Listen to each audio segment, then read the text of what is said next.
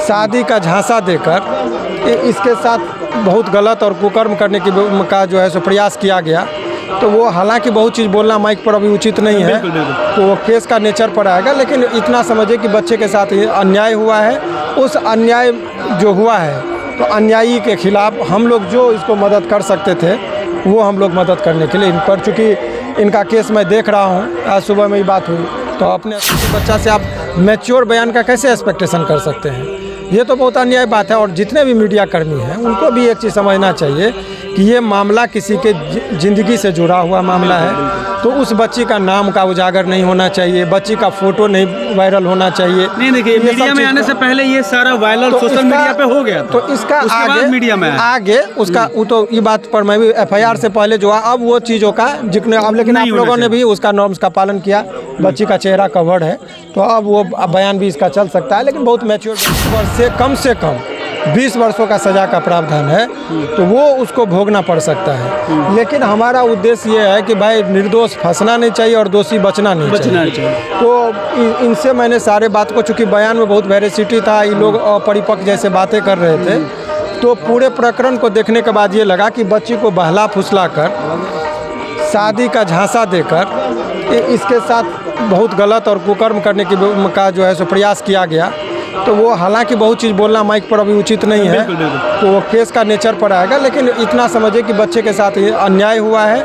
उस अन्याय जो हुआ है तो अन्यायी के खिलाफ मैरवा के उसी मामले में है जिसमें 11 साल की बच्ची के साथ जो 45 साल के महेंद्र पांडे हैं, जो बहला के फुसला के शादी कर लिया। उसी मैटर में शिवनंदन सर, जो कि पटना के बहुत अच्छे वकील है, ये आए हैं आखिर परिवार से मिलने के लिए, आर्थिक भी मदद किए। हम जानने का प्रयास करते हैं कि इस मामले में क्या क्या हो सकता है और कौन सी सज़ा उनको मिलेगी और कौन कौन सी सज़ा मिलनी चाहिए, और इसमें सबसे बड़ा गुनहगार है तो है कौन। स्वागत है सर। बहुत बहुत शुक्रिया आपका भी। देखिए, इसमें पॉक्सो एक्ट जब किसी व्यक्ति पर लगता है तो उसमें माइनर है, उसके बयान का कि ये शादी हुआ नहीं हुआ कैसे, उसका कोई महत्व नहीं है। ऐसे परिस्थिति में सेक्शन 4, सेक्शन 6, सेक्शन 12 पॉक्सो का ये पर्याप्त है कि 20 वर्ष से कम 20 वर्षों का सज़ा का प्रावधान है, तो वो उसको भोगना पड़ सकता है। लेकिन हमारा उद्देश्य ये है कि भाई निर्दोष फंसना नहीं चाहिए और दोषी बचना नहीं चाहिए। तो इनसे मैंने सारे बात को, चूँकि बयान में बहुत वेरिसिटी था, ये लोग अपरिपक्व जैसे बातें कर रहे थे, तो पूरे प्रकरण को देखने के बाद ये लगा कि बच्ची को बहला फुसला कर शादी का झांसा देकर इसके साथ बहुत गलत और कुकर्म करने का जो है सो प्रयास किया गया। तो वो हालांकि बहुत चीज़ बोलना माइक पर अभी उचित नहीं है, तो वो केस का नेचर पर आएगा। लेकिन इतना समझिए कि बच्चे के साथ ये अन्याय हुआ है।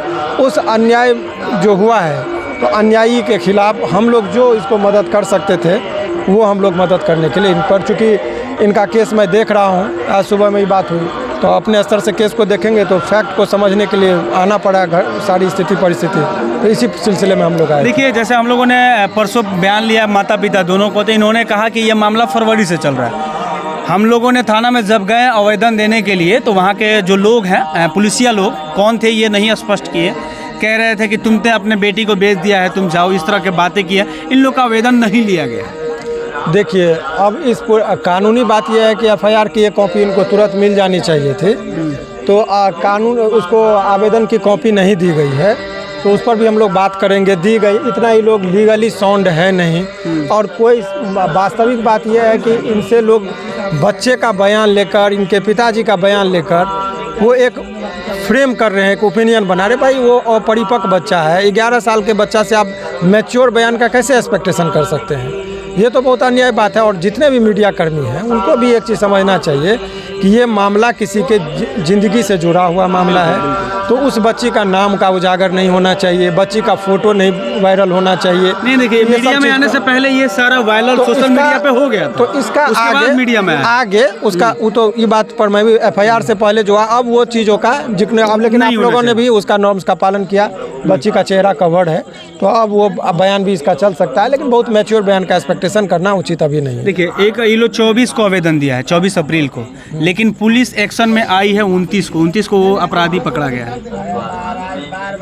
आखिर क्यों जब वीडियो वायरल हुआ तब पकड़ा गया है? देखिए ये बिहार में क्या न्याय उन्हीं को मिलेगा या वही पकड़े जाएंगे जब वीडियो वायरल होगा? देखिए इस पर मेरा बयान देना अभी ये पॉलिटिकल बयान, इसके लिए जो सरकार के लोग हैं उनको तो आप लोग कटघरा में खड़ा कर ही सकते हैं। हम कानूनी रूप से क्या कर सकते हैं? कोर्ट में हमारा बयान अभी कोर्ट और कचहरी और कानून तक ही हम अपने आप को सीमित रखना चाह रहे हैं। पॉलिटिकल लोग अभी कुछ बात करेंगे तो फिर इसी में 2 धाराओं में लोग बढ़ते हैं। लेकिन इतनी बात होता है कि कौन नहीं जानता है कि पुलिस जो है सो शुरुआती दौर में इग्नोर करती है, लेकिन भाई देर से ही सही, लेकिन इसमें तत्परता दिखाई, संवेदनशीलता पुलिस ने दिखाई और उसमें जो है सो तुरंत जो है उसको ये हो गया। ठीक है, पांडे हैं, उनकी ऑलरेडी एक पत्नी है, 2 बच्चे, एक दिव्यांग बच्चे हैं। वो उनके साथ भी नाइंसाफ़ी किए हैं। उनकी पत्नी ये बयान दी थी हम लोग को, हम लोग मिले थे। उन्होंने ये कहा था कि हमारे साथ जाति करते हैं, मारते हैं, पीटते हैं, उसके बाद ये 11 साल की बच्ची के साथ, तो उनके साथ भी कहीं ना कहीं वजह से ये बात को उजागर नहीं की। देखिए सवाल ये है कि ये हिंदू मैरिज एक्ट के मुताबिक more than 1 marriage is offence.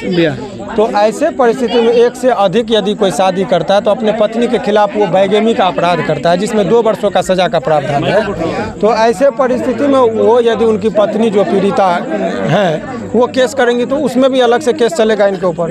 क्या सर आप उनके घर भी जाएंगे? चलिए ठीक है।